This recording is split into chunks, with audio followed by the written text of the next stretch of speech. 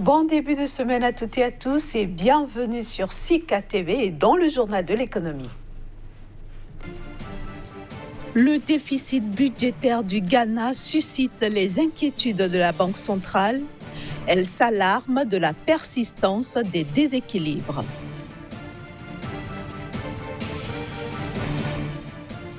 L'Afrique du Sud encaisse 5 milliards de dollars sur le marché international de la dette. Il s'agit de la plus importante émission d'eurobonds réalisée dans le pays.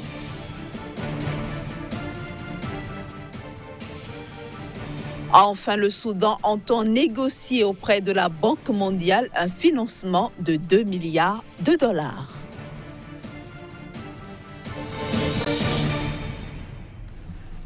Je le disais à l'instant, la Banque centrale ghanéenne exprime son inquiétude face à la persistance des déséquilibres sur le budget de l'État au terme du deuxième trimestre 2019.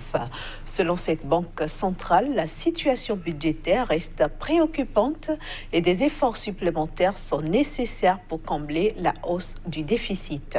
Un déficit qui s'est chiffré à 3,9% du produit intérieur brut à la fin du deuxième trimestre 2019 contre un objectif de 3,2%. Le comité de politique monétaire de la Banque centrale ghanéenne a attribué cette situation à la faiblesse persistante des recettes budgétaires.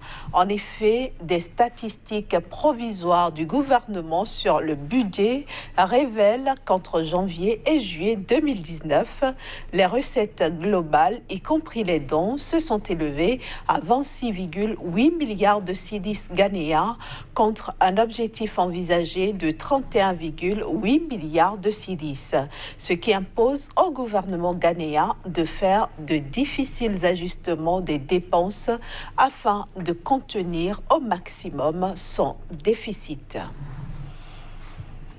L'Afrique du Sud a réalisé sa plus importante émission d'eurobonds. Au total, le pays a levé 5 milliards de dollars sur le marché international de la dette. Il s'agit de 2 tranches assorties de des différents taux d'intérêt et périodes de maturité. 5 milliards de dollars levés sur le marché international de la dette. L'Afrique du Sud réalise ainsi sa plus importante émission d'eurobonds avec 2 tranches assorties de différents taux d'intérêt et périodes de maturité. La première concerne un montant de 2 milliards de dollars assorti d'un taux d'intérêt de 4,85%, tandis que la deuxième couvre un montant de 3 milliards de dollars sur 30 ans assorti d'un taux d'intérêt de 5,75%. Cette nouvelle levée de fonds est supérieure de 25% aux 4 milliards de dollars que les autorités sud-africaines espéraient initialement mobiliser. Une situation due à la forte demande des investisseurs qui ont sursouscrit plus de 2 fois aux obligations émises. Pour les autorités sud-africaines, le succès de cette transaction traduit l'expression de la confiance des investisseurs dans le cadre macroéconomique solide du pays et sa gestion budgétaire prudente. Pourtant, les agences de notation Fitch et S&P Global Rating classent la dette souveraine du pays dans la catégorie Junk à haut risque, contrairement à Moody's qui la maintient dans la catégorie Investment Grade, faible risque de défaut. Pour rappel, la dernière euro-obligation émise par l'Afrique du Sud remonte à mai 2018. Les autorités tanzaniennes prévoient une production de noix de cajou de près de 300 000 tonnes pour la saison 2019-2020, ce qui représente une hausse de 33% par rapport à la campagne précédente. Selon le ministre de l'Agriculture, cette prévision à la hausse s'explique par les bonnes conditions climatiques, la disponibilité des intrants agricoles et l'augmentation des superficies plantées. Les observateurs restent cependant prudents face à cette prévision, dans la mesure où le pays a déjà manqué son objectif de 275 000 tonnes en 2018-2019. La nouvelle saison va démarrer le mois prochain et les autorités tanzaniennes ont choisi de se retirer de la commercialisation de la noix de cajou, une approche qui tranche avec la démarche interventionniste privilégiée un an plus tôt. 2 milliards de dollars, c'est la somme que le Soudan va négocier auprès de la Banque mondiale. Ce financement est essentiellement destiné à ralentir la dépréciation de la monnaie soudanaise et de la stabiliser. Quelques jours après avoir définitivement tourné la page de l'ère Omar el-Béchir pour un régime civil, le Soudan s'apprête à négocier un financement de 2 milliards de dollars auprès de la Banque mondiale. Les nouvelles autorités du pays en ont fait l'annonce quelques semaines après que le pays a annoncé son intention de mobiliser un financement du même montant en devises étrangères au cours des prochains mois. Un montant qui devrait permettre au Soudan de ralentir la dépréciation de sa monnaie d'une part et de la stabiliser d'autre part. Déjà au mois d'août, le nouveau Premier ministre indiquait qu'environ 8 milliards de dollars seraient nécessaires au cours des 2 prochaines années pour couvrir ses factures d'importation et relancer l'économie soudanaise en proie à une forte inflation et une dette élevée. Pour obtenir ce montant, le pays essaie de négocier une restructuration de sa dette envers le Fonds monétaire international et la Banque mondiale, qui l'empêche d'obtenir de nouveaux prêts. Des pourparlers sont par ailleurs en cours avec la Banque mondiale qui est pressentie pour soutenir et financer l'envoi de 3 experts dans le pays. Ces derniers auront pour mandat d'apporter leur appui à la Banque centrale et au ministère soudanais des Finances pendant les 3 années que durera la transition politique. Direction la Côte d'Ivoire avec Casimir Kouedio. Nous allons revenir sur la visite officielle du président portugais dans ce pays.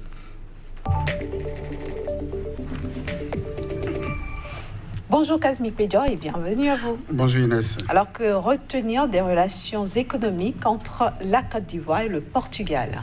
Merci Inès. Il faut dire qu'avant les années 2015, on ne retient pas grand-chose donc de cette relation entre le Portugal et la Côte d'Ivoire sur le plan économique. Mais déjà, à partir de 2015, le pays, le Portugal, a commencé donc par s'intéresser à l'économie ivoirienne. Déjà, il faut dire qu'entre 2015 et 2017, voilà 2 ans, le Portugal a investi environ 5 milliards. 5 milliards, vous direz seulement, dans l'économie ivoirienne. Mais 2018, le Portugal a redoublé d'ardeur, a donc intensifier sa relation économique avec la Côte d'Ivoire, apprend-on donc des autorités ivoiriennes. Il faut déjà dire que les domaines les plus intéressants de la coopération sont beaucoup plus l'assainissement, la gestion surtout des déchets au niveau donc des grandes villes de la Côte d'Ivoire, telles que Abidjan, telles que Yamoussoukro, telles que donc le Grand Bassam et autres villes qui aujourd'hui génèrent beaucoup donc de déchets, que ça soit solide ou des déchets ménagers.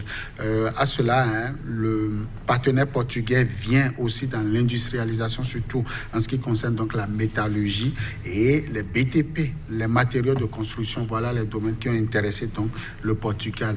Et aujourd'hui, la Côte d'Ivoire est en train donc de séduire davantage son nouveau partenaire, si j'ose parler ainsi, pour véritablement tirer bon profit de leurs bonnes relations. Justement, pourquoi la Côte d'Ivoire, Casimir Kouedio?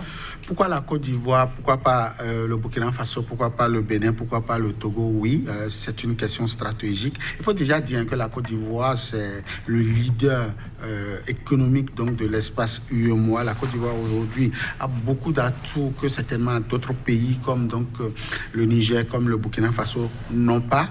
Déjà sa culture du cacao intéresse beaucoup de partenaires économiques et aujourd'hui le Portugal est davantage plus intéressé par le produit fini. Je veux parler donc des produits issus de l'industrie donc cacaoyère sont aujourd'hui prisés sur le marché marché européen et c'est à bon escient que de nouveaux partenaires comme les Portugais commencent donc par fouler le sol ivoirien pour voir quel type donc de relation désormais peut lier donc ce pays forcément au Portugal. Au-delà de ça, il faut dire que la Côte d'Ivoire présente aujourd'hui des atouts donc d'une économie en pleine expansion et ceci ne peut pas ne pas intéresser de nouveaux investisseurs et certainement les Portugais ont trouvé donc bien d'aller donc nouer un partenariat avec le secteur privé au niveau de la Côte d'Ivoire. En tout cas, pour ce qui concerne donc le forum, le 5e forum donc pour la promotion des investissements privés, il faut dire que les Portugais ont échangé beaucoup avec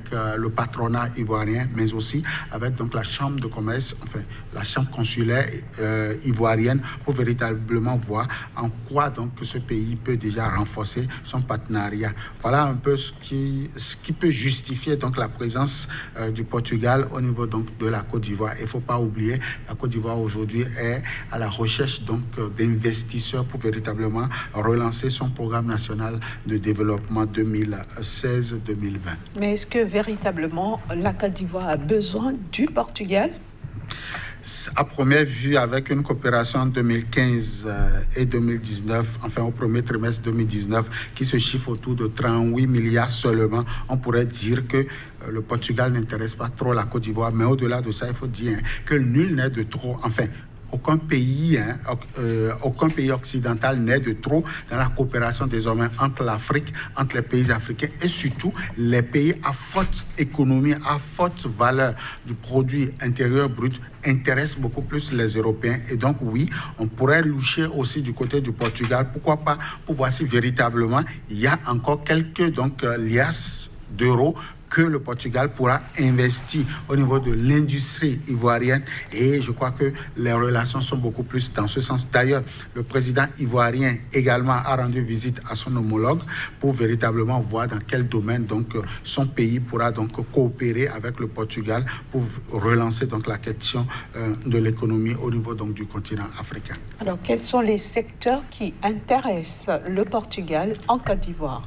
En dehors donc de ce que je viens de citer comme la métallurgie, comme donc la gestion des déchets, comme l'assainissement et pourquoi pas les BTP, le Portugal, enfin la Côte d'Ivoire est allée présenter ces nouveaux défis, surtout au niveau de l'agriculture, avec donc la relance, enfin l'industrialisation des matières premières comme le coton, comme le cacao, comme aussi donc le cajou, qui aujourd'hui sont désormais comme les opportunités d'industrialisation de la Côte d'Ivoire. Il faut également dire que tout ceci passe par l'autosuffisance énergétique et donc la Côte d'Ivoire est en train également de séduire son partenaire à travers donc son potentiel très faible en termes d'énergie, voir dans quelle mesure donc le Portugal pourra l'accompagner pour surtout la production d'énergie à base donc des sources primaires tels que le solaire, tels que donc les barrages hydroélectriques. Au-delà de ça, la Côte d'Ivoire pense aussi au secteur tertiaire, tels que enfin les sous-secteurs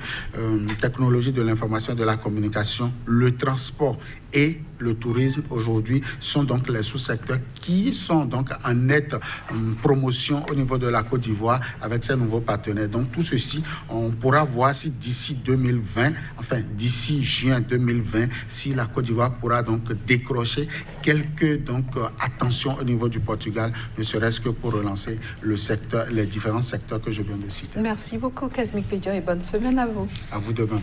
Voilà, chers amis téléspectateurs, c'est la fin de ce numéro de votre journal de l'économie. Merci de l'avoir suivi. Retrouvez toute l'équipe mercredi prochain à la même heure.